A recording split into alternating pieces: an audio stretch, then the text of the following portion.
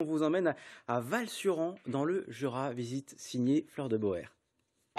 Bonjour à tous, aujourd'hui je vous amène à la découverte de la commune de Val-sur-An. Nous sommes dans le sud du Jura, c'est situé entre Arinthod et Saint-Amour. Et nous irons à la rencontre d'Émilie et de Nicolas, deux spécialistes de la survie en nature. Puis ensuite nous irons chiner chez Richard.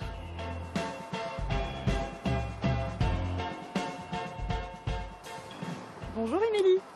Bonjour. Je vois que vous êtes déjà en pleine observation. Oui, tout à fait. Là, je viens de trouver un magnifique plantain, un grand plantain. Je ne sais pas si vous le connaissez. Pas du tout, racontez-moi, c'est quoi comme plante? Bon, c'est une bonne comestible déjà. Et donc là, vous avez donc une jeune feuille là, qu'on peut manger, qui a une petite saveur assez douce de champignons, assez agréable. Et on peut aussi s'en servir, elle a plein d'utilités. Par exemple, si vous faites une petite coupure, on peut venir vous la mâcher, puis après vous venez la piquer sur votre coupure et ça va arrêter le saignement. Très adoucissante, ouais, tout à fait.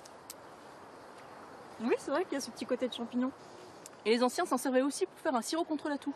Qu'est-ce que les gens veulent apprendre quand ils viennent se balader avec vous? Eh bien, ce qu'ils veulent surtout savoir, ils aiment beaucoup savoir en fait tout ce qui est plantes pour faire la cuisine, pour pouvoir apprendre à reconnaître les plantes sauvages autour de chez eux. Parce que c'est un peu ça l'idée, c'est vraiment prendre conscience de tout ce qu'on a, de tous les trésors qu'on a autour de chez soi. Est-ce qu'il y en a d'autres là autour de nous, de plantes qui peuvent servir, qui sont pratiques quand on est en rando? C'est une des plantes qu'on peut reconnaître les yeux fermés.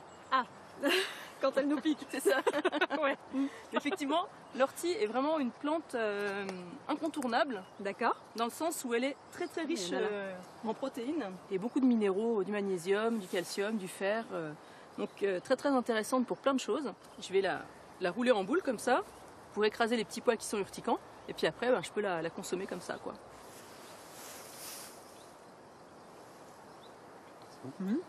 Très Plutôt bon. bon, hein. Bah oui. Et votre compagnon est aussi spécialiste en vie en pleine nature.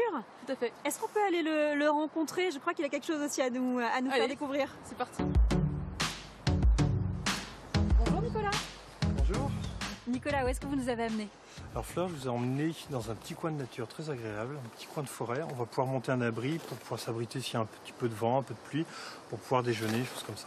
Nicolas, vous êtes spécialiste de bushcraft. Qu'est-ce que ça veut dire le bushcraft? Qu'est-ce que c'est comme art? Bushcraft, c'est un terme anglais qui veut dire l'artisanat, l'artisan de la nature.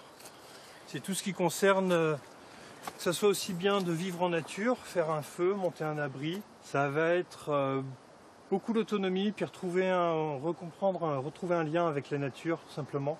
En fait, ce lien, on l'a déjà, mais on n'en a pas conscience, puisqu'on fait partie de la nature. Et on vient pas mal dans le béton, pas mal dans les villes. Et le fait de se retrouver avec la nature, c'est retisser un lien avec nos origines, avec nos ancêtres.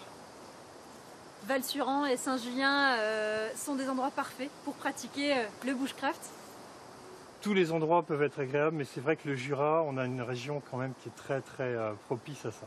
Dès le moment où le vent il va arriver de 3/4 derrière, qu'il n'arrive pas de face, on va être relativement bien protégé du vent, de la pluie. L'abri parfait pour une petite pause. Le Lento, c'est un bon abri. Très bien. Merci beaucoup Nicolas pour toutes ces informations. Nous, on va partir dans le centre du village pour aller à la rencontre de Richard. Richard est brocanteur.